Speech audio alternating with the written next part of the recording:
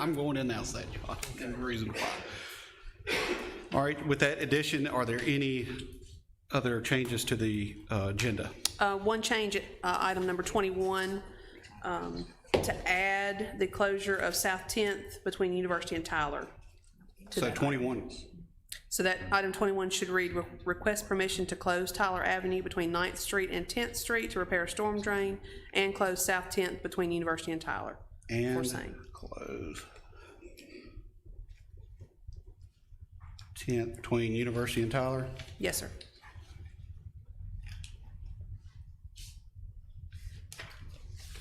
Okay, with those changes,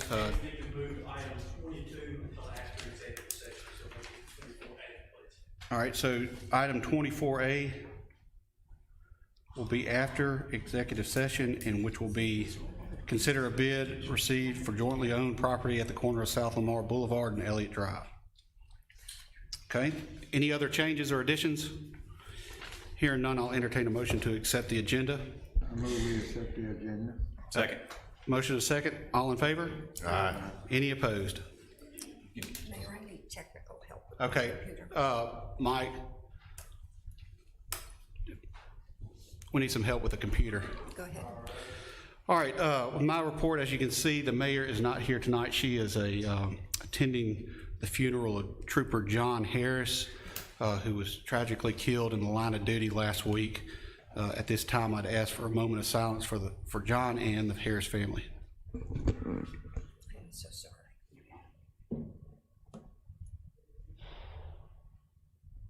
Thank you. To remind everybody that the elections are coming up next week, Tuesday, June the 8th, at the Oxford Conference Center. Everybody votes at the Oxford Conference Center from 7 a.m. to 7 p.m. Absentee voting is going on as we speak, and you can absentee vote at City Hall, right there at Ashley's department, right there on the right as you come in.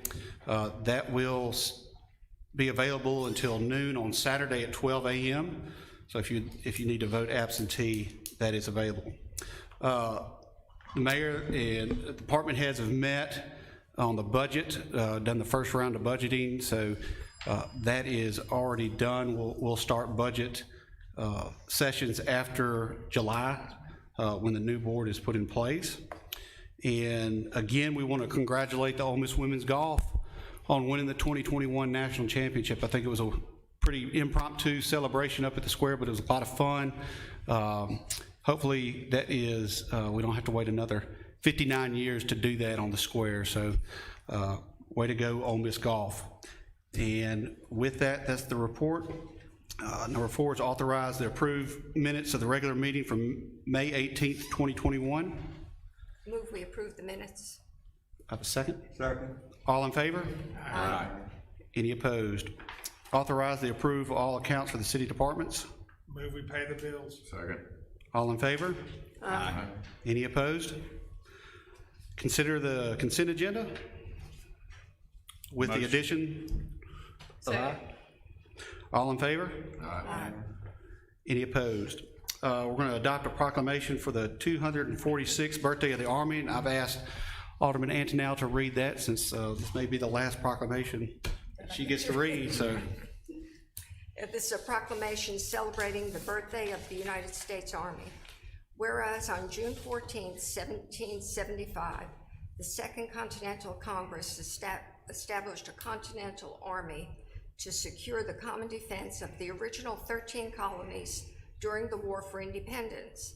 And whereas the United States Army exists to preserve the Republic and defend the liberty and freedom of its citizens and national security interests, and whereas many citizens of Oxford served our country as members of the United States Army and gave the ultimate sacrifice in defense of this nation, and whereas it is proper to recognize the United States Army annually on its birthday and thank those who served and those who are presently serving our nation. Now therefore, Mayor Robin Tannehill of the City of Oxford does hereby proclaim June 14, 2021 as the 246th birthday of the United States Army in Oxford, Mississippi, and commend its observance to all citizens. All right. Thank you. Move we adopt this proclamation. Do I have a second? Second. All in favor? Aye.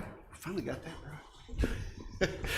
All right, I did not mention though, but Mayor Tannehill is joining us by teleconference. She is not going to participate in the meeting, but she is joining us, so we will do our best to make her proud. Number 8 is discuss the COVID-19 current restrictions and guidelines. Jimmy?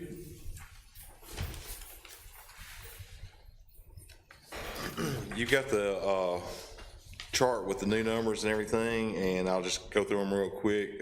For today's numbers, the state reported 42 new cases with 2 new deaths. Our local numbers, we've had 6,261 cases. That's an increase of 3 new cases for today. No new deaths. The Baptist numbers have changed from since this afternoon, since I received them from what you've got on your chart. They've been updated to go to the 31st instead of the 27th. Right now, we have a total of 19 confirmed COVID-19 patients. Have a total of 12 COVID-19 patients in the hospital. We have 45 beds available, not 25, and everything. There is 1 patient, COVID-19 patient in ICU, and we have 11 ICU beds available at this time. As of 8 a.m. on the 31st, 43% of Lafayette County residents have received at least 1 dose of the vaccine, and 40% of Lafayette County residents have been totally vaccinated. So we're easing up. Vaccinations are down statewide, so I urge everyone to get their vaccination and everything so we can make it to the 70% that we need to get herd immunity with. But we're starting to come more and more in line with the 43 and the 40, which tells us that vaccinations are going down as far as the number of people getting them. Okay. Anything else? That's it. Okay, I appreciate it. Number 9 is to consider the acceptance of a last option year of the management and operation of public mass transit agreement with RATP Development USA. Donna? Good evening. Good evening. Yes, we are asking to grant them the second year option, which would be their last year before we bid again on our management group. So moved. Second. All in favor? Aye. Thank you, Donna. Thank you. Second reading and public hearing for the proposed ordinance amendment to Chapter 94, Section 94-58, garbage and recycling collection established to a roll-off service. Amberlyn. Good evening. Yes, this would, we would amend Chapter 94 and add services for 10-yard roll-off dumpsters at $100, 12-yard roll-off at $125, 14-yard roll-off at $150, 16-yard roll-off at $175, 20-yard $200, and 30-yard at $275. Okay. This being a public hearing, is there anybody from the public that wishes to discuss this? All right, here none. Pope, with the 30-day time frame that we have to give once we pass the amendment to the ordinance, is it, and there was no public comment, is it okay if we went ahead and voted on this tonight so she would have time? 30 days will still be considered publication. Yeah, it just allow us to go till July 1st instead of, Yeah. I'll make that. Y'all certainly vote this and with no comment unless there are questions left for the board. any questions? I'll make that motion. Okay. Second. All in favor? Aye. Any opposed? Thank you. Amberlyn?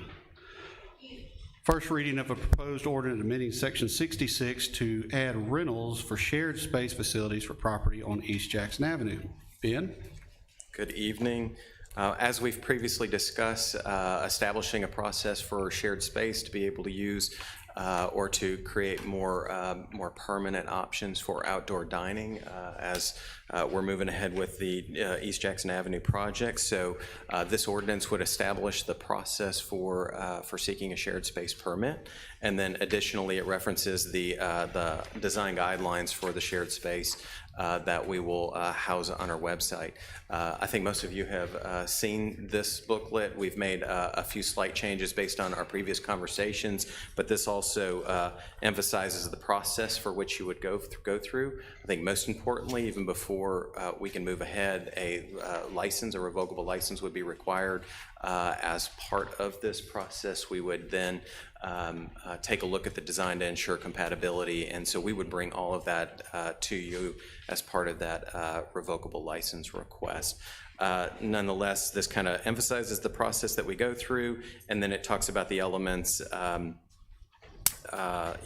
pertaining to fencing requirements, for furniture, for spacing for pedestrian access. I also want to make it clear that, for fencing, we do not, we will not allow, any holes or anything drilled into the sidewalks or to the buildings, et cetera. So, but nonetheless, this is where we're at, and I think it encompasses our previous discussions. Okay. All right, any questions for Ben at this time, being the first reading? All right, thank you, Ben. Number 12 is consider a request from Grace Bible Church to have a uniform officer handle traffic details. Sheridan.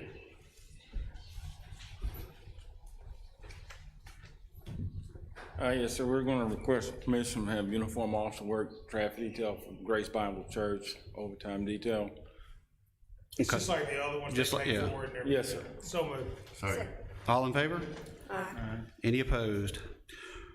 Request permission to allow Visit Oxford to use City Hall Plaza, including the use of live music, amplified sound, and activities in celebration of Juneteenth on June 17th, 2021, during the hours of 5 p.m. to 7 p.m. It should be an attachment you guys got on that. Yes. I think this is. Motion made to approve. Second. All in favor? Aye. Any opposed? Thank you.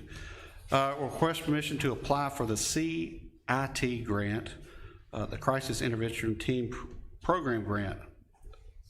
Yes, sir.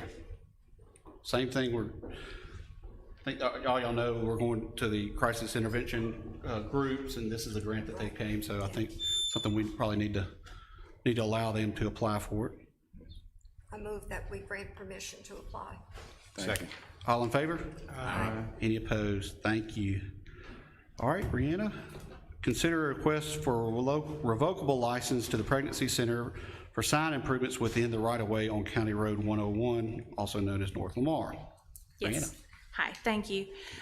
The Pregnancy Center is asking for permission for a revocable license. What they'd like to do is upgrade their sign, and they want to add wooden wraps on their existing post to make it look a little nicer. They want to put a nicer placard there. I've stated in my memo that it is in the clear zone. However, because it's these wooden posts, it's like a mailbox, and that it would break away if it's hit. Mm-hmm. It's not the same hazard as a heavy structure. There are no plans to do any widening there, and where this sign is located is already a large slope. So I don't see any issues with it being located, and I would ask that any approval would be granted on approval of a sign permit from planning and include language requiring the owner to move the sign within 30 days notice. Okay. And there's a picture of the proposed sign in the packet.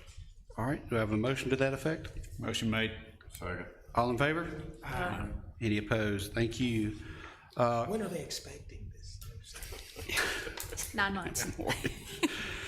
Consider amendment to the wireless communication management agreement with the utility service communication company for additions for the Kroger Rivers Hill tank. Brianna? Yes. Utility Services manages our telecommunication contracts, which is where we have our cell towers on top of our water tanks. Since we've completed the Rivers Hill Kroger tank, we would like to add this tank to their inventory so that they can seek out contracts with utilities, and it is a source of revenue for the city. So we would like to add the Kroger tank to their existing contract. Okay. Brianna, are there already some things up there? I'm looking at it this There are not any on the Kroger tank yet. The crown is installed, and so that's there. We don't have any cell towers or any cell antennas up there yet. So do we anticipate this being time's up? We won't have tons. I think the Crown, I believe, allows 24 that would be up there. That's kind of what I meant. Well, it is a large Crown, and I don't know off the top of my head, and Bart may know how many our tank here on at OPC, how many that has. I don't know. I know it's got the ring around the top. It's full. It's all, That's right. I mean, it's got the whole ring. It also has around plate for many other freestanding cell tower around that. It's a great thing to do because it does prevent those freestanding towers. I think our revenue off those towers over the last year was just at $4 million. That's great. Hopefully, we'll have a ton of them. All right. I move that we approve it. Second. All in favor? Aye. Any opposed? Consider a contract with Williams Engineering Consultant for professional services for the Thacker Road Sidewalk Project, otherwise known as LPN, project number STP-0360-00013, LPN, blah, blah, blah. Brianna? Yes, MDOT likes these numbers on their projects. Yeah, so we would like to hire Williams Engineering to do the design and the construction management of our Thacker Road Sidewalk project. You remember that we were granted $750,000 in federal funds through MDOT, and so we would like them to start the design and move that project through. And I've noted MDOT is always a little particular about the contract language. Even though they are not participating in our cost for our engineering, they are still particular. They want to ensure that the city is protected and that engineer is protected. So they may ask for some changes to our contract. So I would just ask for the motion to include permission for the mayor to sign it as required by MDOT and as approved by legal counsel once we hear back from them. Ready to get going on this project. I move that we approve it. Second. All in favor? Aye. Any opposed? Thank you. Consider a contract with Wagner Engineering for professional services for the Jackson Avenue Pedestrian Signal Improvement Project, otherwise known as LPA, project number STP-942500001.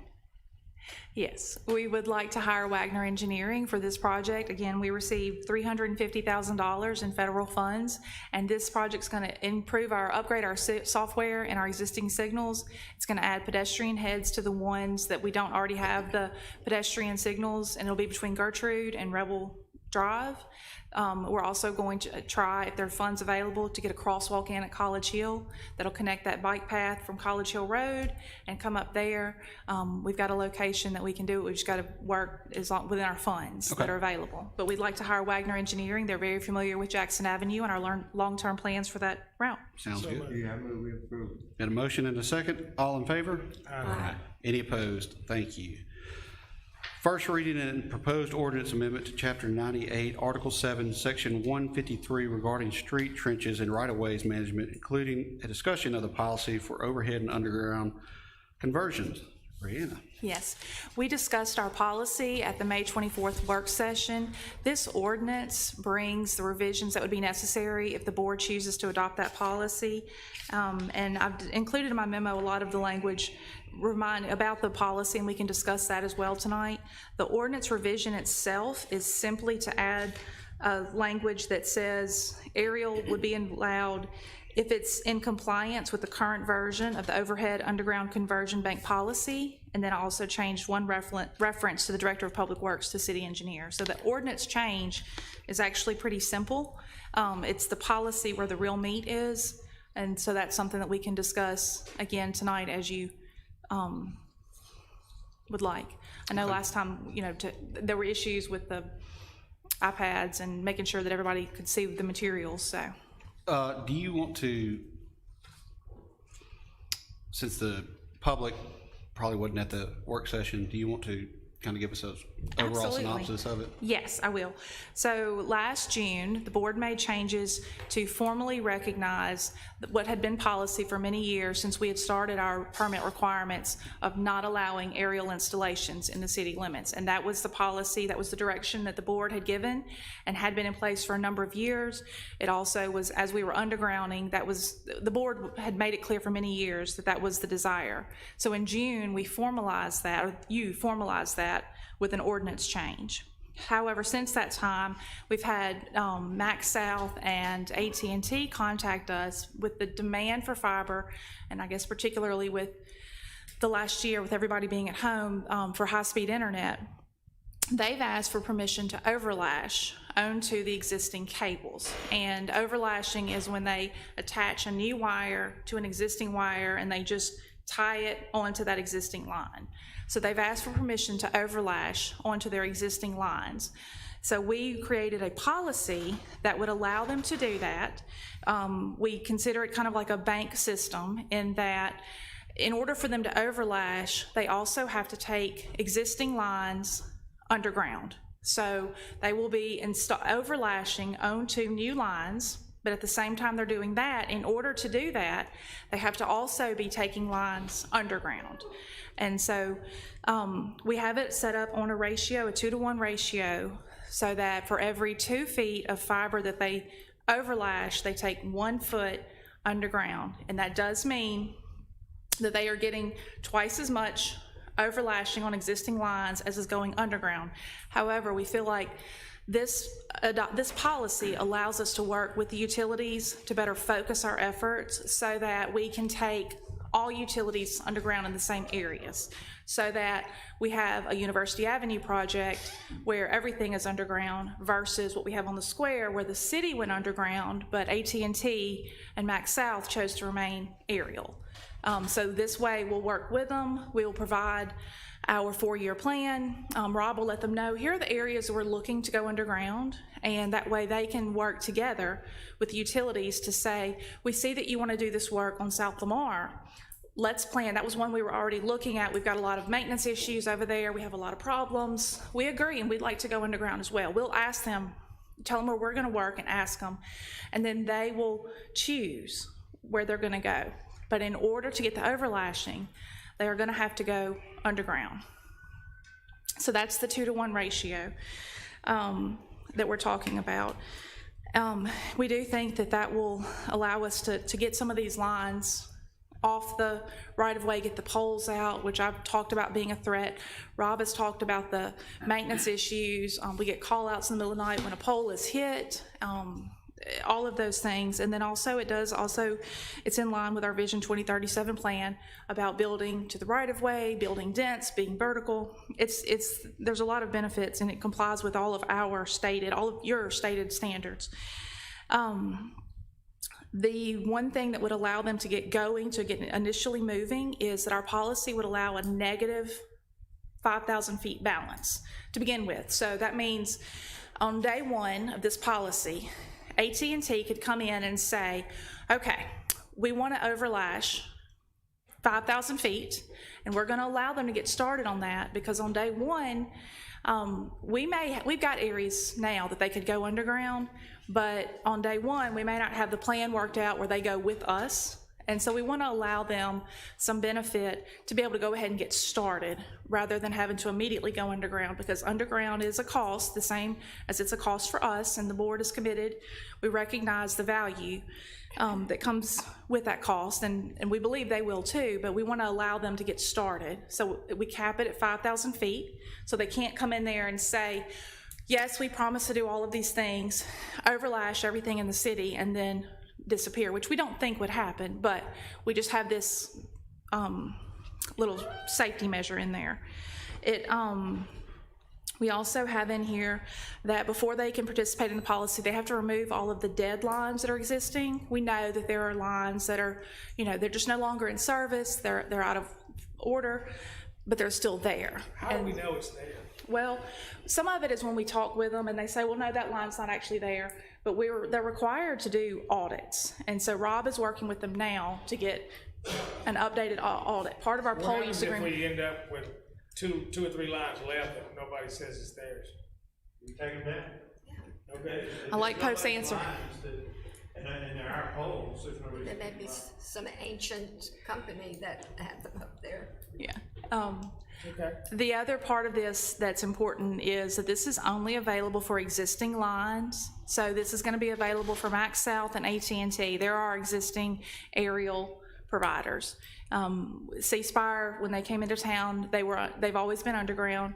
We don't have pole use agreements with them. So these are the two providers. New providers coming in will not have this benefit because they have nothing to offer the city. There's no benefit to the city. And our policy includes a number of provisions, and I've got some examples in there as well. The policy also includes information about aerial electric lines, and this was done in coordination with Northeast. There have been a lot of discussions about their need for a larger power line down the Pat Patterson Parkway. And so this provision, in trying to assess that request, one of the issues that Rob and I were going back and forth about and discussing with Ben as well is I still feel very strongly about having these large obstructions in the clear zone. So for an area without curb and gutter, that's 30 feet. So those poles need to be out of that area so that if you leave the road, you know, you're traveling down through there hopefully at 40, but possibly faster. We don't want you to leave the road and strike a large obstruction. We want that in the clear zone. And so we provided provisions regarding the width of the road, so that there's room for it to be out of the clear zone, so the car should have time to recover, stop the car or recover or slow down, hopefully, before they would have a chance to impact that pole. The other part that we took into consideration was about the proximity to the adjacent property line. We don't want them to put these lines right next to adjacent property where they have to come in there and trim trees. We don't want that over time. We want the lines to be free of any trees so that we don't get these interestingly manicured trees along these lines. We also have provisions in here that even if Northeast runs a line through this, other utilities have to come to us to get permission to install on that line. And so if running down the Pat Patterson Parkway, if AT&T wants to come in and go aerial on that line, they can do so, but that's only a 1-to-1. So to go 3,000 feet down that road, they have to take 3,000 feet of line down. So we feel like that's a little different scenario. Okay.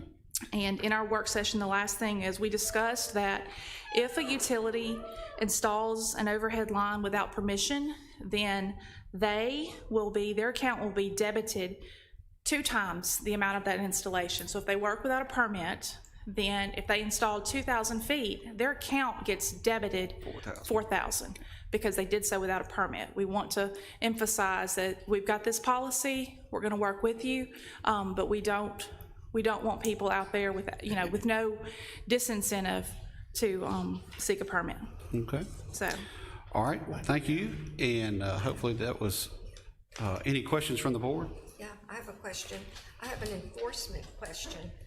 What we just talked about, what you just described, is a policy, and it is referenced in the ordinance. Is that enough so that we can enforce this? Yes, I believe so. Officer Saltzman has been at the forefront of our enforcement of our current ordinance. And so we believe very strongly that not only can we enforce with a penalty, we can also revoke licenses. So the franchise agreements. So there are a number of penalties, and he's been researching that even more than me from the enforcement side about what he feels like he can enforce. So this policy does not have to be in ordinance form for us? I believe that, and I'll ask Pope he can review it some more for our next meeting, but I believe our previous policies, as long as the policy's referenced in the ordinance, that brings it in under it. I think that's right. I think there's, for example, we reference the IBC. Y'all haven't adopted the National Building Code, but you reference it all the time as to a standard for building or whatever. And if you fail in that, then we've got that general catch-all provision as well as their own enforcement mechanisms within them. Thank you. All right, any other questions? All right, thank you, Rihanna. Next item on the agenda is discuss the traffic striping on South Omar between Belk Boulevard and Elliott Drive. Yes, so as you know, we have milled and overlaid that section of South Lamar that was in terrible shape. And one of the things that the Pathways Commission has been discussing with us for a number of years, going back to when the Lamar was coming through the site plan process, was how can we get bike lanes on South Lamar? We already have bike lanes from Belk Boulevard continuing south. How can we get bike lanes on that section? And so this proposed striping, it implements our complete streets policy. Instead of having that center turn lane that is essentially only functional for the Lamar and a tiny little portion going into the old entrance to the women's clinic, this allows us to have bike lanes from Belk Boulevard going towards Elliott, and then we'll transition out as we approach the intersection with Elliott. We'll transition the bike lanes back into traffic so that they're back in traffic by the time they come through Elliott and rejoin the rest of our area. And it just gives another area for cyclists to travel and complies with our complete streets policy. So I wanted to bring this to ask for discussion. Janice, you drive it all the time. I mean, coming up there. She drives it, she bikes it all the time. Well, I'm saying, but if we get rid of that left lane, is it gonna be a nightmare? It remains to be seen. Lamar Yard is brand new, and the students aren't here, and we don't know what kind of traffic that's gonna generate. Right now, the situation is not good. It's congested there, there's people in and out, so I don't know. But the one thing that we can do here is, this is not a permanent solution. I mean, if it doesn't work, we can always restripe. It's not like we're building something in the right of way. So, you know, I love bike lanes, and there are a lot of people who do bike down South Lamar. So I think we can give it a try, or we can wait until September or October and revisit this again and see if we still want to do it. I'm good with whatever you do. I mean, you drive it every day. I think revisit it in September and we should October, wait? yeah. Well, you gotta stripe it, you're gonna Well, we stripe still it need to twice. stripe it. Yeah, we gotta stripe it. Oh, you now. gotta stripe it now, don't you? Yeah, it has to be I mean, striped. we don't need to leave it sitting until September No. before we stripe it, so No. I would go ahead and stripe it the new way. And if we have issues, we come back and redo readjust. it. So what we can do is stripe it with what's considered a temporary paint. So we would basically it's a latex paint, and you use it on highways where it's not required to be there very long. It doesn't burn into the pavement. It's easier to remove. It's easier, and it'll fade away on its own over time. If we want to move forward with the striping, but still have, you know, an easier time removing it in September, we could do a temporary stripe, if that would be okay. I think that's a good idea. Perfect. You know, get the kids back in school and see how, you know, that whole development there, where First Watch is, continues to grow and get more people in. I mean, we just got the roundabout to keep people going from there. I hate to stop them again. Well, it's already backing up more than it did in the past, and it's summer. So that wasn't unexpected. When that gets up past Elliott, that's at Mimosa. Is there any way to work? I guess there's no way to work in the turn lane and farther. To carry it back, to carry a turn lane into Mimosa? Yeah.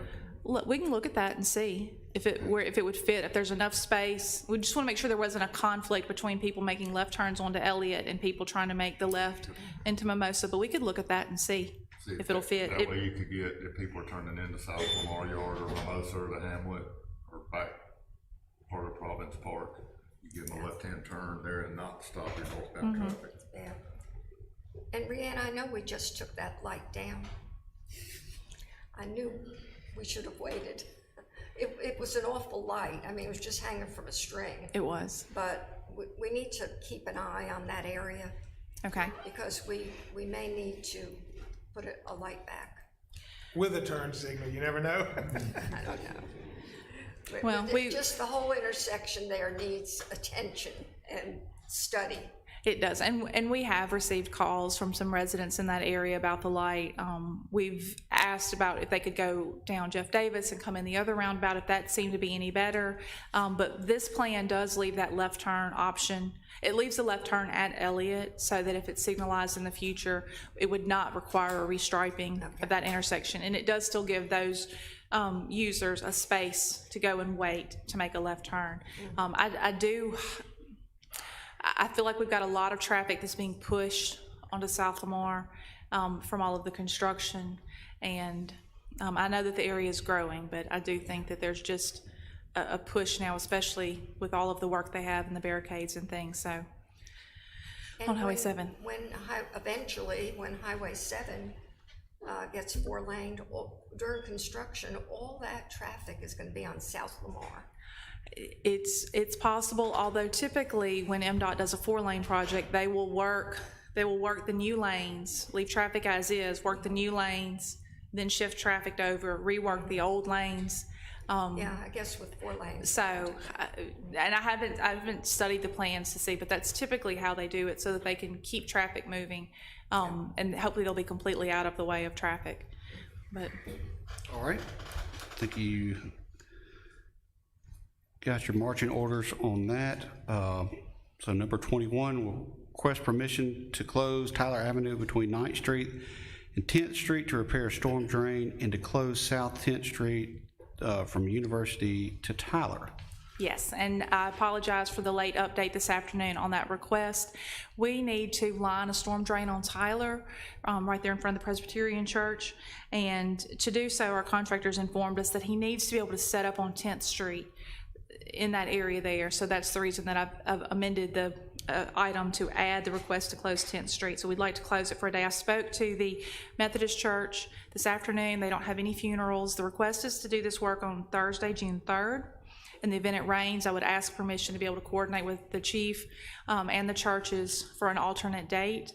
But the Methodist Church does not have any conflicts with the 3rd, and this project actually came to light because of the, an engineer at the Presbyterian Church notified us about a drainage issue.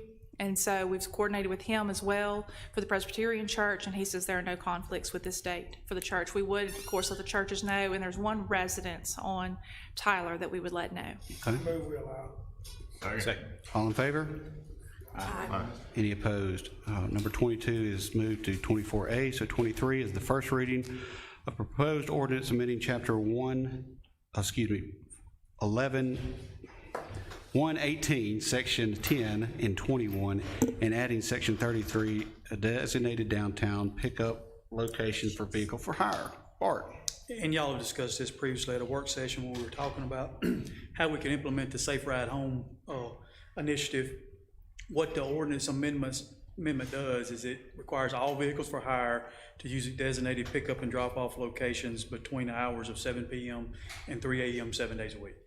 It requires designated pickup locations to be determined by OPD and approved by the Board of Aldermen, so you get to see the pickup locations when they're designated. And then it requires them to be clearly marked, and they'll store up to at least a minimum of 3 vehicles. It's the areas that we talked about previously, the one by the garage and the one on 14th Street. I'll answer any questions that you have. Any questions? All right, that's just the first reading. We'll have the second reading in the public hearing next meeting. So next item on the agenda is consider executive session. Second. Motion second, all in favor? Aye. Any opposed? Thank you.